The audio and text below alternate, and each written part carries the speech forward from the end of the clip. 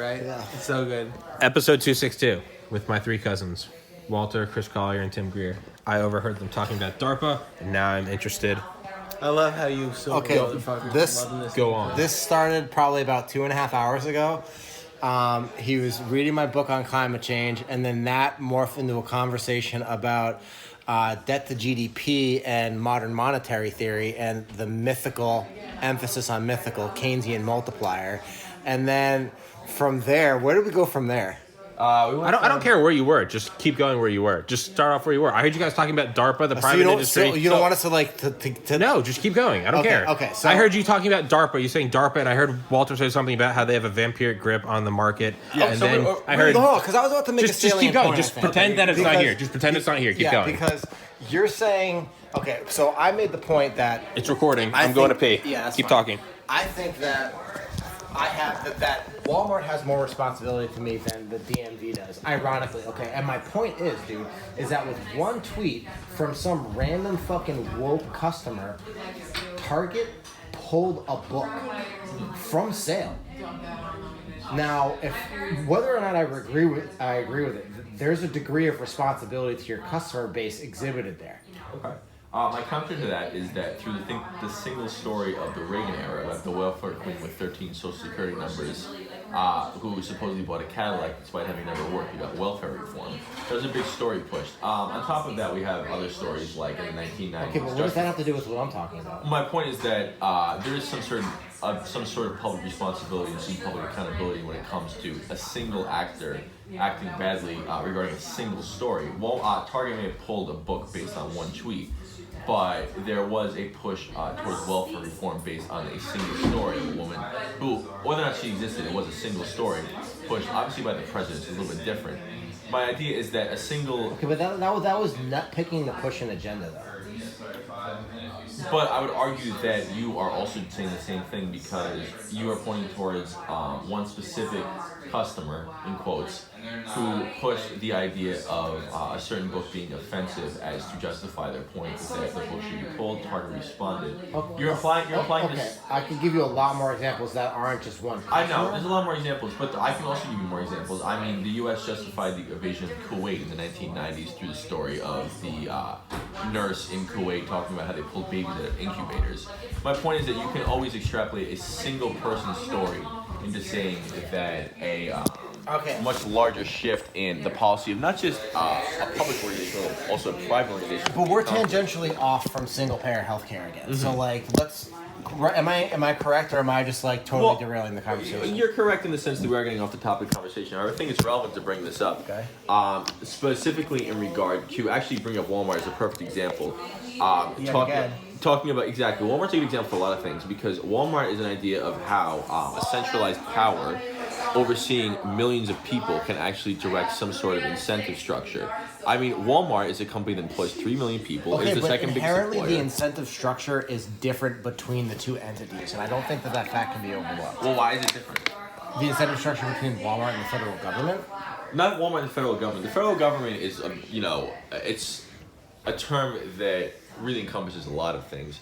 The federal government. Yes. Dude, don't boil down the federal government to an all-encompassing term. Like, there is more to it than that. Of course, there's departments here. So let's talk about not just Walmart versus the federal government. Let's talk about Walmart versus the Defense Department or the Pentagon in particular. I'd love to hear what your example of the difference between Walmart and the Defense Department is, because both of them employ a similar number of people, and I would argue that they actually function very similar to one another.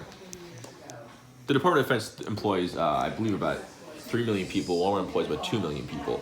And I think they operate in very similar ways that is not quite as black and white as a lot of conservatives who kind of employ the idea of free market fundamentalism would really want to believe. So I'd like to hear what you believe the real difference between Walmart and the Department of Defense is. Well, stated goals, first and foremost. Well, obviously stated goals between Walmart and the Department of Defense are different, but fundamentally in the structure and the supply chain management, I'd love to hear they're different. Okay, well, first of all... and by the way, this wraps all the way back to single. Yeah, no, fair enough. Okay. Well, my first response to that is I was going to say that the Pentagon, the DoD, like is a quote unquote public institution that relies heavily on the private market. Now you can also make the argument that Walmart relies heavily on the private market as well, because like so.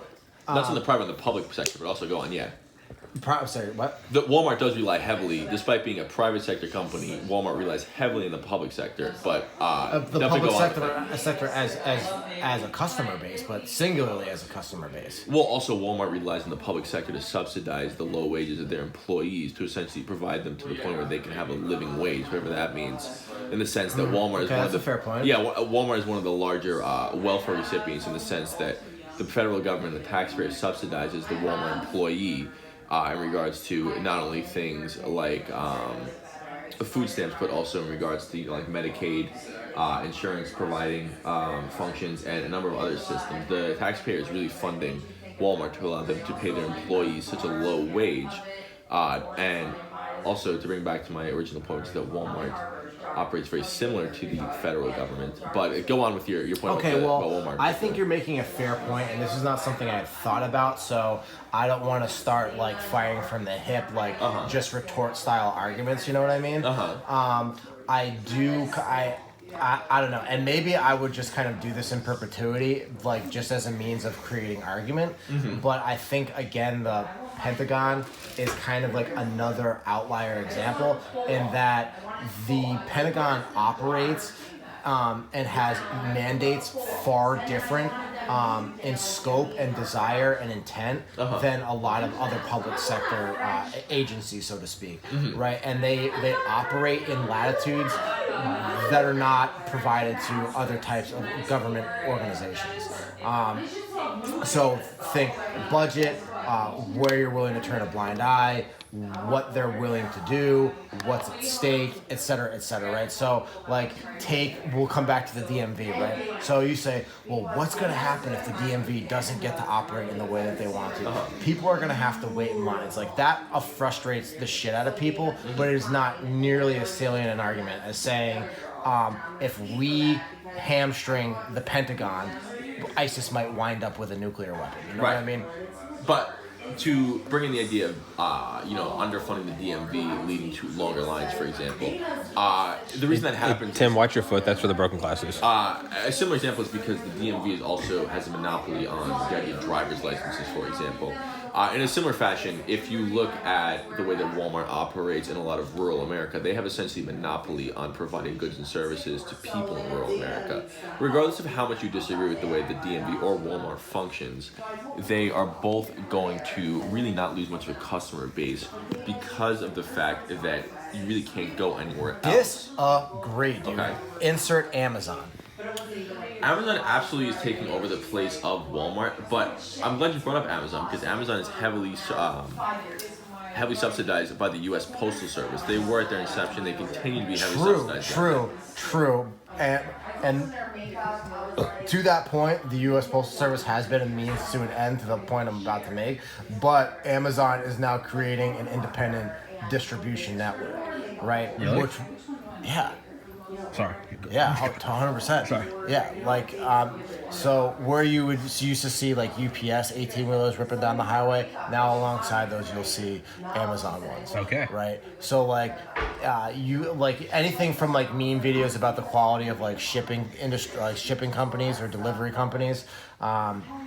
You'll see now not just USPS, FedEx, and UPS, but Amazon as an independent parcel service. Fuck, I didn't know that. So, yeah, dude, and they're gonna get into all types of shit like probably cargo planes. No, I don't. But that falls under the umbrella of like parcel service. Okay. I'm talking about like entire industries, like healthcare, for example. Like you will see.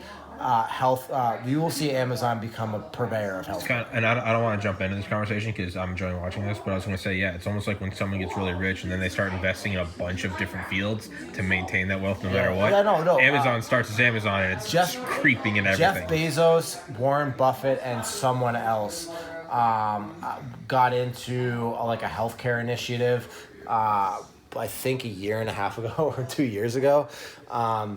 and I forget what it's called and what the stated goals are, but essentially it's like something to do with a particular type of healthcare system that they want to develop, and they're rolling it out with their employees first as like, you know, a proof of concept. But either way, like, so Walter, like, I think I see the points that you're making, and I think you're making fair points, and I honestly think that right now I'm only going to be able to provide like hip-fired argumentative counterpoints for the sake of making them, because I haven't really thought this out that much. Okay.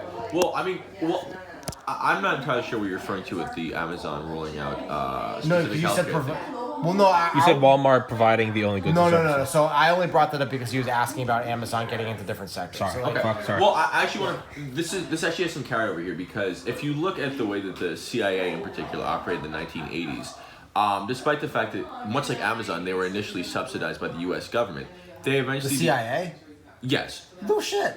Yeah, well, my point is that they eventually branched into their own form of money making with the way that they actually Iran-Contra, and with the idea that they funneled cocaine to the U.S. Yes, exactly. So my point is that while Dale Comstock episode 50. Exactly. Well, despite the fact that Amazon and Walmart, or excuse me, Amazon and the CIA are two wildly different companies, they both take advantage of the fact that they enjoy a combination of both public sector funding as well as providing their own ways to raise assets to fund their own operations. Fair enough, dude. But again, I'm going to counter with that I think that that's purely capitalistic opportunism, and that they would be able, maybe not, but almost just as easily without that public sector tit to suck off of. You know what I mean? So then why has there not been a viable alternative to Amazon that has arisen entirely from private sector money? And why is it in fact that you're going to find very few companies of that size that have not come about without any government money? Because it's just Amazon. But dude, now are we making like a fucking Elizabeth Warren style argument that there's no such thing, like you didn't build that, and there's no such thing as like private capitalism because you utilize the roads and infrastructure that was paid for with public money? Well, it'd be different if you're talking about just the roads and infrastructure that were available to every single company that was starting up. Dude, I know that's an unfair equation. I understand that, but I'm just like, I'm making a straw man argument. Yeah, and it's a valid argument, except you're ignoring the fact that Amazon was not entitled to all the same public services that all other companies were in the United States. Amazon was given a very special set of rules that applied only to Amazon, which allowed them to flourish. And the justification was that ultimately economic growth and everything would increase.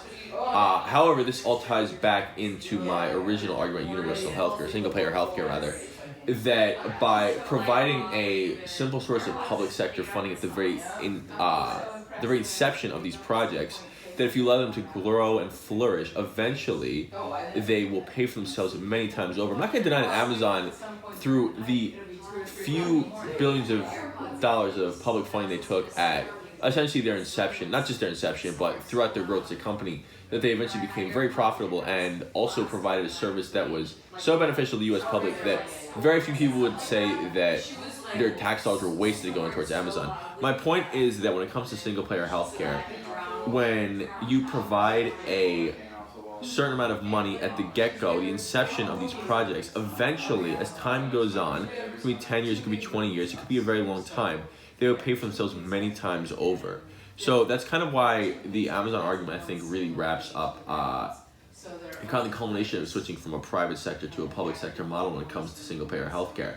Because much like Amazon, you have to put in money at the get-go, and it's also going to be a bit of a rough transition into getting things going. But eventually, when it comes to single-payer healthcare, things are going to pay for themselves many times over, not just in actual preventative measures when it comes to, simple diseases like asthma, where you have to provide an inhaler. I know I brought that up before. But also in the entrepreneurship opportunities created by people not being tied to their employer-based healthcare, and also eventually to getting rid of a lot of the bloat that comes along with dealing with the relationship that the U.S. public sector healthcare, like Medicaid, Medicare, as well as FICA, and also these I can't remember the exact organization name that supplies DoD employees, but things like that. The way that set of organizations, the relationship that they have with the private sector, the interactions are largely contributing to the bloat of the system and to the cost of the public healthcare market as we know it, as well as the private healthcare market.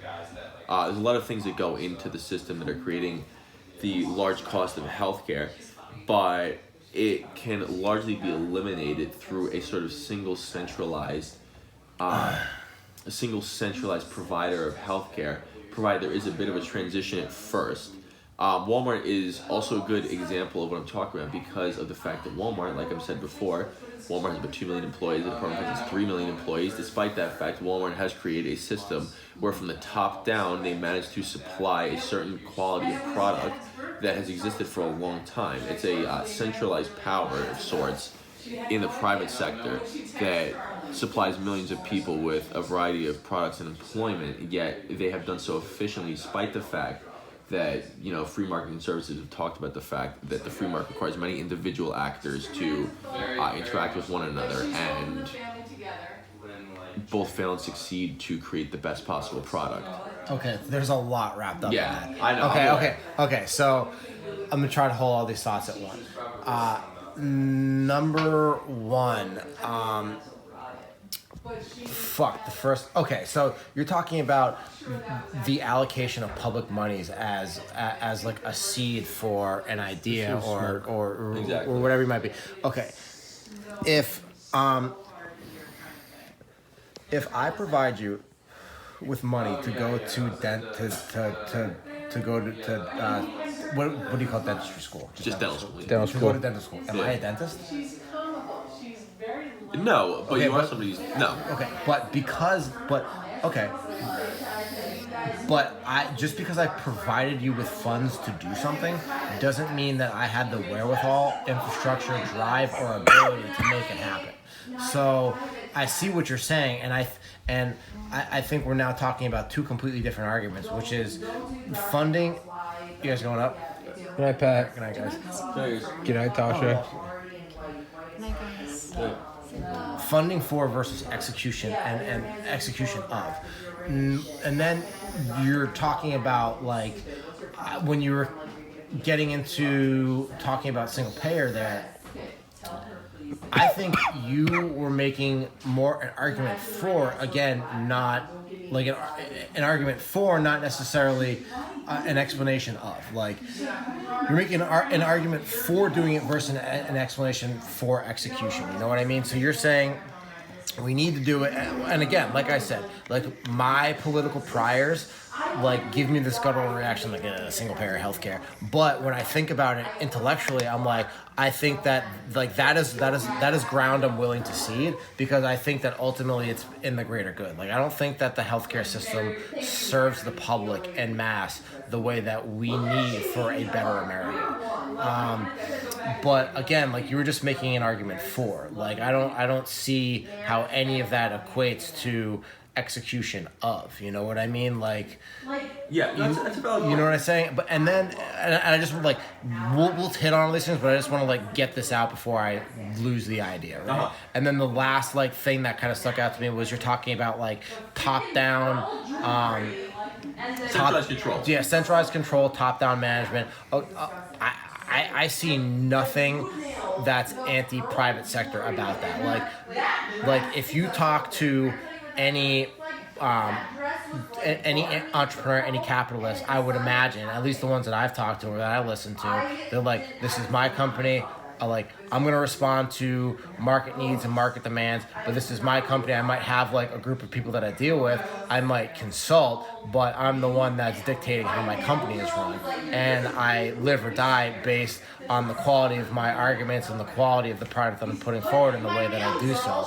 And just then you talk about the way that they interact with other private entities. Now we're getting into an argument of the system, not necessarily like one particular organism of the private market. You know what I mean? So you have a bunch of different top-down organisms that all exist within the private sector that work together to accomplish something. I don't see, like, it seems to me like you're equating top-down management to something that is inherently public, and I don't see that link at all. Well, so regarding that, does that make sense? Do you follow what I'm saying? I understand what you're saying, which is that I think what it really boils down to is that the public sector has a lot less accountability than the private sector, or vice versa, rather. The private sector has more accountability. Disagree, than the public sector. man. The private sector has accountability to shareholders in the market. That's more what I meant. Is that the private? You're saying the private sector has more accountability than the public sector. Yeah, 100%. Yeah. Okay, because dude, look how much fucking bullshit comes out of the government. I would count. Like, do you think that the government is efficient? Do you think that the government does, like, dollar for dollar, a good job at executing? I would say that its goals. I would say that not outside of the Pentagon. I would say. I was gonna say Manhattan Project. Yeah, I would say outside of the Pentagon, which is built on a foundation of pork. I'm not gonna argue that. Like, I would say I would say they don't do a good job. Yes, so I do agree the public sector has a lot of problems, specifically with the bloat and the fact that it costs a lot of money to do anything in this country. Where else do you fail up the way that you do in the government? Well, look at how many executives caused the market crash in 2008 to continue to have high-paying jobs. And you know why that is? Because they got federal bailouts. Yes, why did they get federal bailouts? Because the lie of too big to fail was propagated on the American people. Why was it? Why did things? Okay, but it wasn't a lie of too big to fail. It was a reality, which was that things are too big to fail. No, I disagree. So, are you familiar with Peter Schiff at all? Yeah, definitely. Okay, so I definitely will hear a lot about his like heart. Is that leaning in now? Yeah, it is. It's starting to change shape. Yeah, that's about to collapse. Oh no, it's still supported. I'm not really sure what's going to do that, to be honest. I mean, that is a destined to hurt. Nobody should touch the table. just, you know, let's pretend that's not there. And Chris was definitely just leaning against so that. like he has this like completely unadulterated like raw belief and ideal in capitalism, and I don't buy that. Like I definitely am much more of a capitalist, like protectionist / free marketist than I think a lot of my friends would be, for example.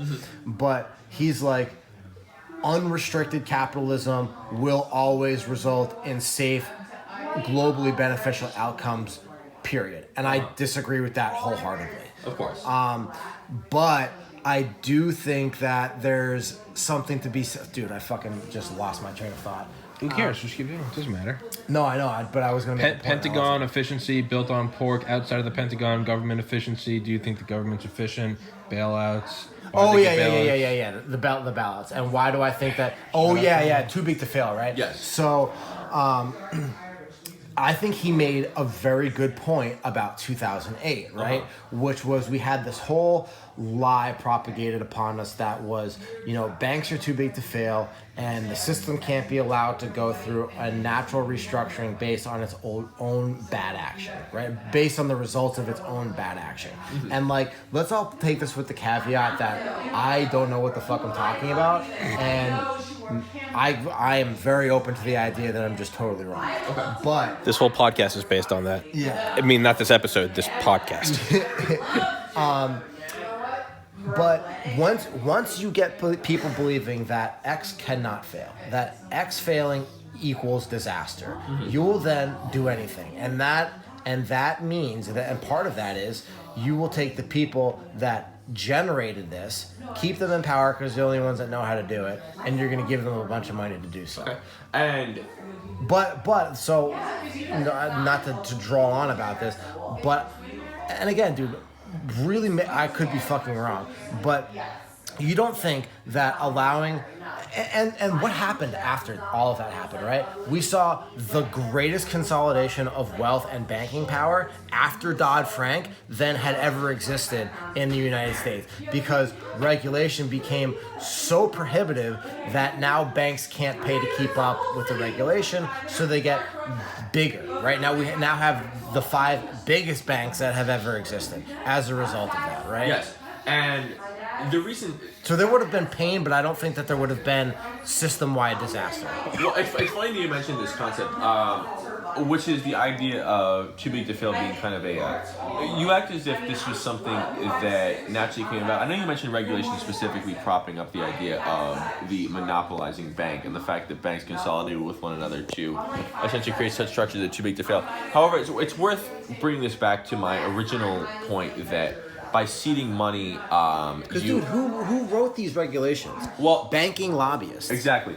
Listen, I am not gonna buy for 1 second that banks are paying hundreds of thousands and millions of dollars to lobbyists to write regulations that they're not cool. Of course, And it's not to be fair. Nobody really. Keep us in check, guys. Yeah, I mean that's. Yeah. Make sure that you're strong arbiters of truth and fairness. I know I'm doing cocaine off a hooker's ass on a speedboat made of gold, but you know. I got a best. Keep going.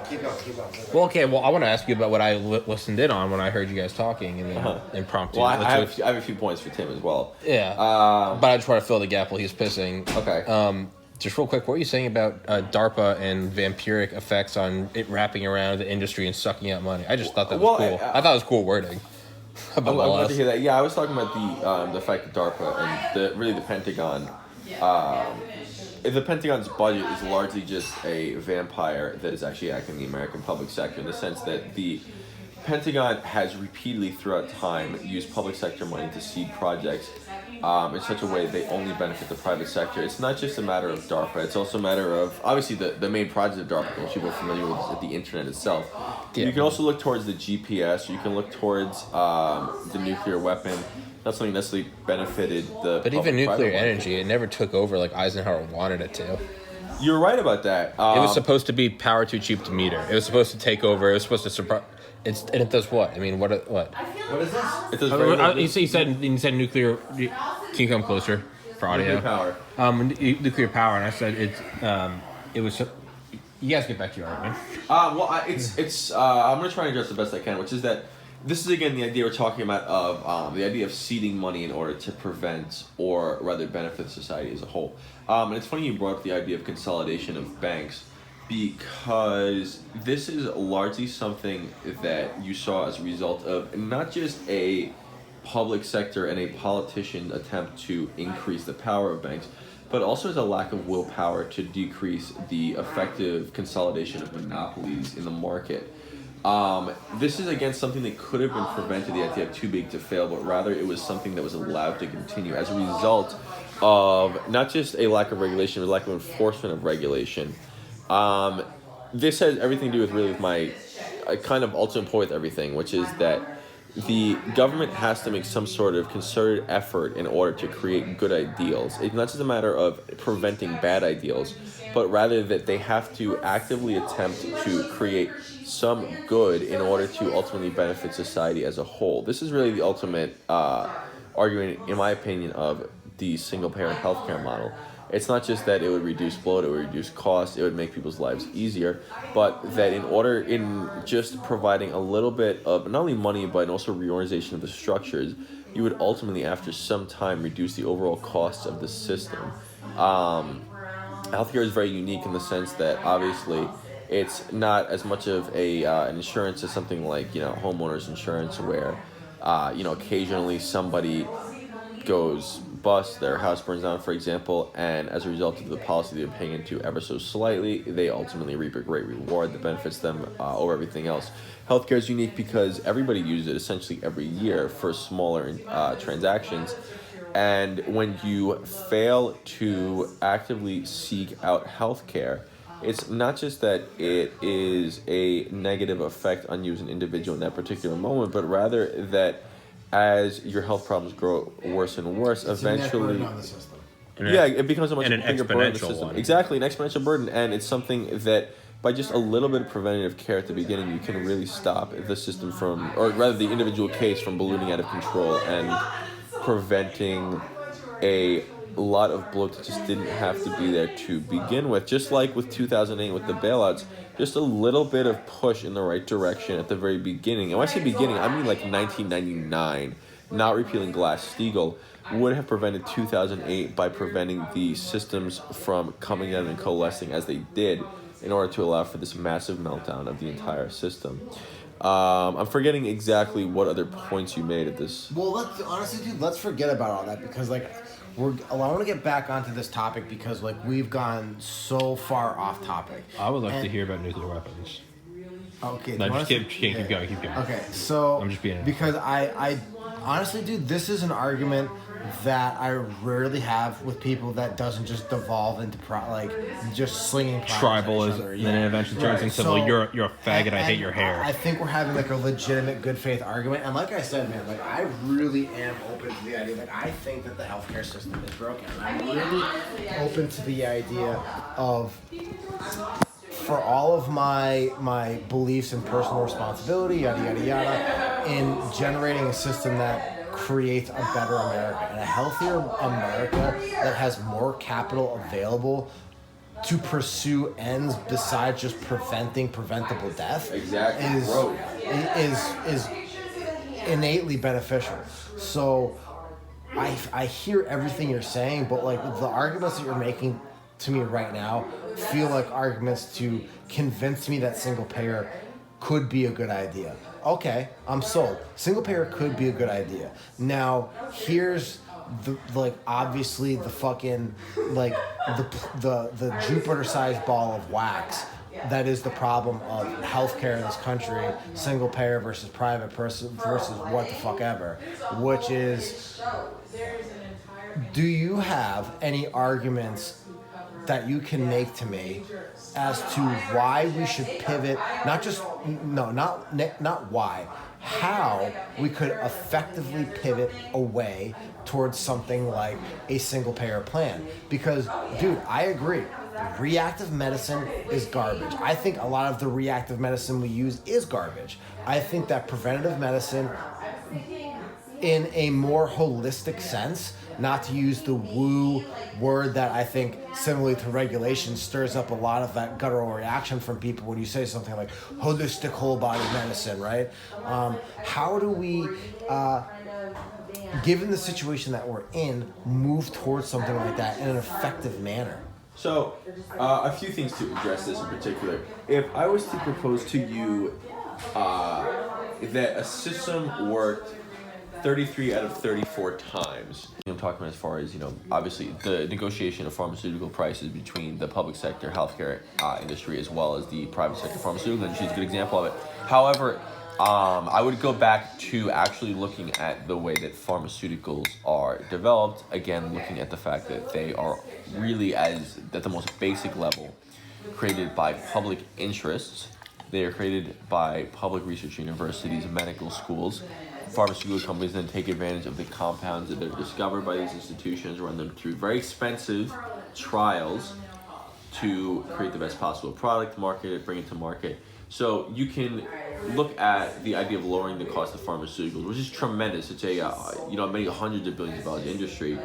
You can reduce the cost of the industry in that regard by not just getting rid of the legislation preventing negotiation of prices between Medicare, Medicaid, and other public sector insurance companies and private pharmaceutical companies, by also just being the middleman to begin with and actually tying up more government grants to institutions that are developing these incredible medicines, as well as institutions that are lost my train of thought. Institutions that are ultimately creating a greater benefit at a much lower cost than the private sector actually could. So that's just one example of how we could actually create a public sector option that really worked. Another example is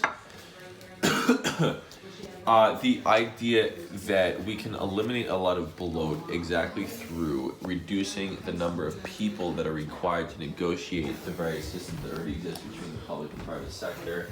The fact that public sector hospitals have to deal with private sector insurance companies and various payouts, and the fact that there is an issue of hundreds of thousands of people that is associating with actually managing this bizarre system of coding and negotiations and everything else. dealing with all of that, and also with preventing the number of healthcare conditions by imposing regulations, not only on certain additives to foods, but also through preventative medicine, which is a huge part of it. Getting rid of a lot of the people that are frankly grifting off the system in the private sector. You then would have to go to a sort of point of essentially just lowering the age of Medicare eligibility until you work your way all the way down to 0, and that's how you'd actually get to the idea of a Medicare for all, for lack of a better term. You can call it whatever you want, public healthcare, if a single payer healthcare, but you'd have to just essentially lower the age of eligibility slowly over time, gradually work out the actual private sector act as an insurance company, subsidize the cost, or rather subsidize the quality of public insurance, and then slowly but surely drive the private sector industries out of the marketplace over time, not dramatically, before you finally garnished a public health care option that actually worked. This could take decades, frankly. But it's a matter of not just political will, but also of affordability, because we can't continue to go down the path that we currently are. Dude. That's really the entire kind of culmination of everything I would do. And I like I said, we don't really know how lot we're talking about, but this is just some obvious solutions I can talk about lowering the cost of insurance, and not just lowering the cost of insurance, but increasing the public good by preventing a lot of the issues that come up with having a lot of people uninsured, or a lot of people that are afraid to leave their insurance companies. Okay, I feel like I just listened to a bunch of Democratic think tank intellectualizing. Okay, so those are very specific utopic ideas to me. Maybe utopic is overreaching, but okay, you've done nothing to convince me as to how any of that could be effectively implemented. So, I want, let's stick on this idea of, personal responsibility and proactive medicine as opposed to reactive medicine. Two very different things. Proactive medicine, which No, I agree, and I think that's part of the problem, right? Is proactive versus reactive medicine. Because if you wait for somebody to get 300 pounds, fucking have arteries made out of fucking quick cement, and then fucking go to the hospital, to go to the ER to find out that they need to take care of their health, that is reactive medicine that's then put, say, a $5,000 burden on the system for one visit. Right. And this is something that can be discouraged, and overall as a larger system, the cost can be reduced by actually making some of those proactive measures towards regulating some of the things that people are actually eating, which is ultimately what leads to obesity. Okay, dude, and the reason why the U.S. is so much more obese than other countries. Dude, there's a role in that, but I think that I feel like there's so much more that, to me, I feel like that's just like a nothing to see here phrase as we try to clean up a bunch of shit in the background. Excuse me. You could, you would basically, to have that be effectual, I think, you would have to regulate people down to grass-fed meat and broccoli as their diet, and that's just not going to work. There would just be a black market for fast food. Yeah. So what is it that you think is different between I think it needs to be a culture. To the U.S., something like France or Japan, where people are much less obese. Culture is definitely a lot of it, but I would argue that culture is not just the result of individual actions and certain social norms that incentivize people to do certain things, but also a result of the financial incentives to drive people towards eating very. What do you think about the idea of let them fucking die? Towards letting people who are extremely unhealthy die. You're not gonna fucking take care of yourself. Why the fuck should I pay to have you to keep you alive? Because it's a short-term solution to a very long-term problem. I would people say so, realize that they're gonna fucking die if they don't take care of themselves. Sink or swim. You don't think that has long-term implications? Well, you don't think that's what we currently have? No, because we pay to keep it alive. How many people just putz along the way that they are by either going into extreme debt or just not even giving a fuck about bills, which then gets subsidized by you and I? I don't think that that's a totally invalid argument. However, I would say that The problem with that statement is that, first of all, as people who are extremely unhealthy just die, that more people are going to come along and replace them one way or another. I think that you're failing to realize the fact that, again, I bring this back to my original point of kind of everything, which is that by just doing a little bit at the beginning, you can really prevent a lot of the social things that I come along with do, but this. I feel like you're putting a bucket at the end of the hose as opposed to trying to address the rate of flow out of the hose. It's funny because I would actually argue your specific Because I'm not actually advocating let them die. I know it's more of a I actually was. a straw man, or just kind of using it to exemplify your Okay, argument. so more than anything. let's parse this out for a second, because don't like the idea of regulation, but intellectually will acknowledge the value of some regulation. So, as a person that knows a little bit about health and food, the quote-unquote food that we give people in this country, it's fucking atrocious, and it's definitely killing them. So, do I think that... I think that the best way around that is to create some sort of market incentive away from using that type of food. So you want to talk about using public money to create a greater good. What if you were to create public financial incentives directed at private market to increase the value of food? Because it's fucked up when buying a pound of grass-fed beef and a head of broccoli costs me more than a fucking Big Mac, 10 chicken nuggets, a fucking XL drink, and But isn't that free market? and some fries. Yeah, no, you're right about that. And that's really a lot of what I'm talking about, actually, is not only just regulating as far as banning certain additives that have been shown to, make people unhealthy in regards to increasing inflammation and encouraging, obesity in many different regards. And there's a lot of different compounds. It is free market. It is free market. Exactly. Well, this is the example of free market solution, which is that not only can Where's the you... broken tape? No. Hold on. Because I think that's a fair argument. Because, dude, that's him. Because that's the direction of the free market. That's the way that it's been incentivized right now. Now, if you want to incentivize the free market in another direction, to pick up off your point of public money going towards free market to create a... Don't break. Yeah. Who did that? Chris. Pat. Chris did it. Chris did it. Sure. Go on.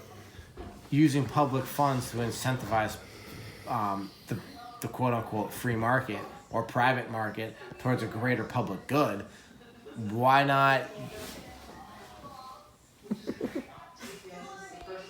use public funds to incentivize private market towards providing better food sources? Well, I don't really disagree with that.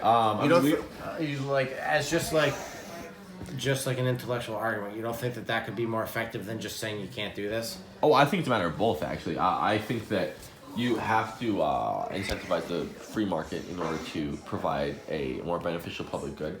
Just as, right now we actively subsidize farmers to grow more corn, for example. And ultimately that's why the cost of corn is so cheap and why high fructose corn syrup is such a common additive to food. King corn. Exactly. We can, point towards healthier, whatever that That means, feeds back into our options. climate problem, because monocropping is horrendously detrimental to the topsoil of this country. Right, so you can really you can kill two birds with one stone here by actually actively funding. Did you know that monocropping in the United States kills 7 billion animals a year? I'm not surprised. Factory farming kills far more than that. But as far as the number of animals killed, I don't really think that's a I don't good think that's metric. true. Factory farming kills 7 billion animals a year. It might be. Undoubtedly. I'm pretty sure Tyson kills like 50 million chickens a week. 50 million chickens is a far cry A from week. 7 billion. A week? Yeah, I mean, I'm think pretty about sure when it's- you buy a pack of 6 chicken breasts, that's Dude, 3 chickens that look killed. it up. It's like hundreds of millions. Yeah, like a I week. think it's far more than 7 billion. I don't really think that the number of animals killed is. As a staunch advocate of a meat-based diet, I think that factory farming or factory livestock is also horrendous. Yeah, but at the same time, what's more important, having healthy food or having cheap food? Because for the vast majority of people don't have enough money. No, I agree, and that's an argument towards It's itself. like we could all have a That's- bunch of great like free range food, but if you got like 4 kids and you're a single parent, you're just like, I don't give a fuck. Just give me the cheapest thing. It's about $9 billion a year, by the way, just for reference. Yeah, it's From insane. factory farms? Yeah, that's a quick check. $9 billion a year. But yeah. So anyway, yeah, I mean exactly what Tom just said, which is that you have to, provide people with an alternative, not only to not look towards the cheapest option, but to actively seek the healthiest option, not because they really want to ultimately, and that's a good thing, but because it's the cheapest option for them instead of the unhealthiest option being the cheapest option for them. Looking towards, school lunches, for example, even though it shouldn't be the case that schools are the provider of lunches for a lot of children, the reality is that unless you want to address that issue, which is a much larger issue, you have to look towards school lunches as being something that's more of a solution than a problem, and encouraging healthy eating habits from an early age, instead of just giving kids the cheapest possible food. Yeah, but that's gonna. But even that, there's going to be a black market of kids just bringing Lunchables. Fair enough, but he speaks to an important point, which is the re-envisioning of the way that we teach diet, because the way that we teach diet is horrendous. Like, Food pyramid. Yes. food Also, pyramid just is fucked up. quick question. Quick point is that if the price of Lunchables was, let's say, $7 a container, not a single parent would send their child to school with Lunchables every day. Part of the problem is that not only is it expensive to eat healthy, but it's too inexpensive to eat cheaply. Isn't that free market? Like if everyone decided we wanted salad, someone's gonna find out how to give us salads cheaper. No, but I agree. But that's why I'm not allowed to fair free market. I think I'm just free throwing market in comments. protectionism, and you could say protection from abroad, protection from within. Do you think that it's even kind of like pointless to argue all these grandiose things when in reality the people at the very top are just Well, I going to don't take think care that of we're trying to themselves? submit any sort of like plan to Grand the White House. plan, I mean, yeah. We're like We're sending this to the civilized White here. House when it's finished. We figured it out, guys. Yeah. Where's the? No, but the way that we teach diet is completely backwards. Like the idea of like processed seed oils and vegetable oils as a healthy alternative to animal fats is completely asinine. So is the move to just accelerate technology as fast as possible in hopes that we find like just answers to all the problems? No. Wait, say that again? Just kind of like, and it's a stupid approach, but it's a more simple approach to just be like, just go on like a Manhattan Project arms race to developing hyper intelligent AI and then kind of just punching in the question. I tend to agree that- with Elon Musk about AI. Just dystopian. Yeah, but I tend to have that view about things. It seems like it's kind of inevitable. Oh my God, my oldest. Christopher? Shout out, Chris. You guys should draw on him. Do you think that that's going to be a thing, or do you think that's already happening in a Manhattan Project arms race for hyper-intelligent So AI? sad. Because think about it. Like, I'm a moron. I don't know anything about football. You could give me 50 of the best football players and allow me to have 50 players on the field versus a Bill Belichick with 5 players. His mind is going to use the same a fraction of the pieces to beat me. Do you think the ultimate thing is going to be not even building a bigger army or a bigger economy? Do you think it's going to be the first nation to develop, like, God-tier AI? Yeah, obviously. So do you think that's going on right now? Yeah. All right, who's got a Sharpie? Thank you. So do you think you could take that God-tier Okay, thing, but I think that plug in all the data, and it be like, leads to- solve it- obesity? I don't think the mere fact that other countries are doing it now means that it's no longer dystopian. I think it's a dystopian end. I think it's a race to the bottom. Is there any way that we can get out of this, or is Pandora's box open? Flicking his ear. I think Pandora's box is open. Yeah. Yeah. Do you think Pandora's box is open? And we can say we shouldn't be doing this, but I mean, He can't. Yeah, it's like a race after to the bottom. it's like after July 16th, 1945. It was like no one else should build nukes, but it was like, come on. Yeah, again. He's all upset. So, but that being said, bottom. but Pandora's box is open. So now that it's open, should we at least win the race to the bottom? Look, Wait, what? are you awake? It's already open. I'm sorry, We're- I'm listening to that. yeah. Chris passed out drunk. Happy Thanksgiving. It's He's like not. Are you taking a picture? no. We're doing a podcast on Murray. But I was gonna say, do you think that's it's like there's no way we can undo this? Like we're already racing. Carlin, come inside. This is why we need AI I mean, I think it's to leave our human chains behind. an argument that I'm sorry, I'm derailing y'all's argument.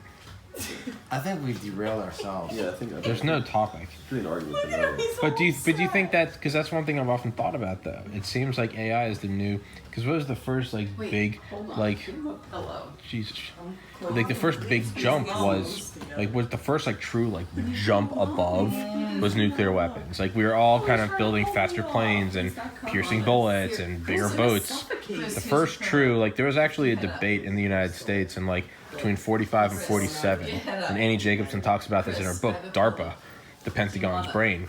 She's the chick that wrote like Operation Surprise, Paper. Vanish, Kill. Yeah, right? yeah, she's so hot. Yeah, there's she went on Rogan, but she won't go on my podcast. Fucking conceited bitch. But like, with DARPA, there was actually an argument in public discourse between 45 and 47. Just let them all die. No. But there was an argument. Funny. There was an argument between 45 and 47 about should we go in and just wipe the Soviets off the map because we will never have this high ground again. And it was actually in like public debates, and there was even I think before 49. Before 49, before Joe won, and it was said they're gonna get one. There's even like notable pacifists. I think Bertrand Russell said, I think the quote was like, we should just lick the Soviets. We're on top. That's gnarly. That's gnarly. That being said, they started building them, and then it was no longer an option. Do you think that possibility is coming up again with AI? Whoever has the AI is now in charge. Whoever gets the big one, it's going to be the first thing that's happened since 45. And then there's going to be that gap between, can we go from 45 to 49? Can we use this AI to just wipe out everyone else? I don't think we're going to get the AI before the rest of them. Well, that's what I'm saying. Whoever gets to it first is going to have that window. Should we just destroy everyone else? What? No, we live in too integrated a world to do that. He's thinking. Walter? I think that ultimately AI will be a detrimental force. Do you think it's coming out of us just like we kind of came out of apes? Do you think it's just the next tier? Do you think it's just the next extension and He's thinking. do you think it's just the next extension of like it's the next species? Do you think we're just birthing it? Yeah. Like Joe Rogan says. Oh, sorry. But is that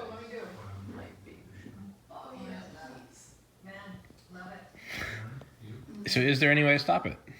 Walter, you hit the wall, huh? I just hit this thing. I feel like you guys have died. Do you want me to end it?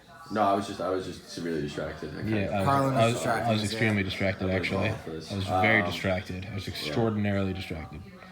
I Just Why extraordinary. do you get so much enjoyment out of fucking with him?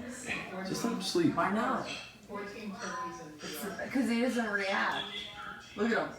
He'll stay like that for 2 hours. So is there any way to stop it, or is it To just stop AI? yeah? No, Or dude, is I the would've best, said this. or is the, or so then is what is the only move left? And there's no topic. I'm just kind of. I don't fucking know, dude. I think Is the only move to try to merge with it? It's like Elon's Neuralink is like Dude, the highway is going so this is fast. what Hold on. We're getting on the Autobahn and we're like, these cars are going so fast. It's a bunch of semi trucks. We're in like a Volkswagen.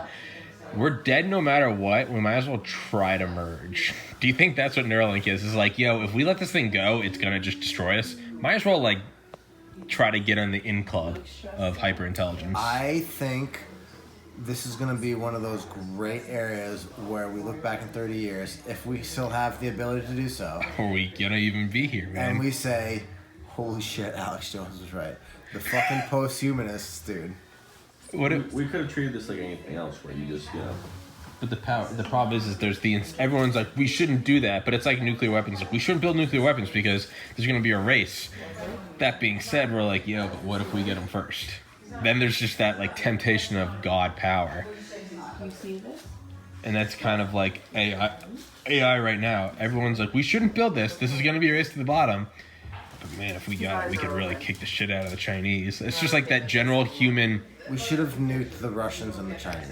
I think we absolutely should have. I think that was the biggest flaw ever. I think that was the chance humanity had. Really, because I truly- Mao came out of Soviet Russia. Yeah, no, I honestly think that the United States in 45, I think we should have just been like, this isn't going to be pretty. and I think we should have just destroyed the rest but I of the also world. think that what comes. I think there would have been less I think there would be less eventual hardship and human suffering if we just went.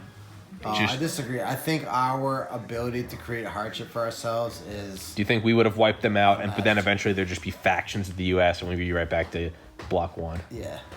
I mean, Carlin, he's sleeping with his eyes open. Let him sleep. No, it's freaking me out. His eyes are open. Wait. I don't like Chris it. is dead.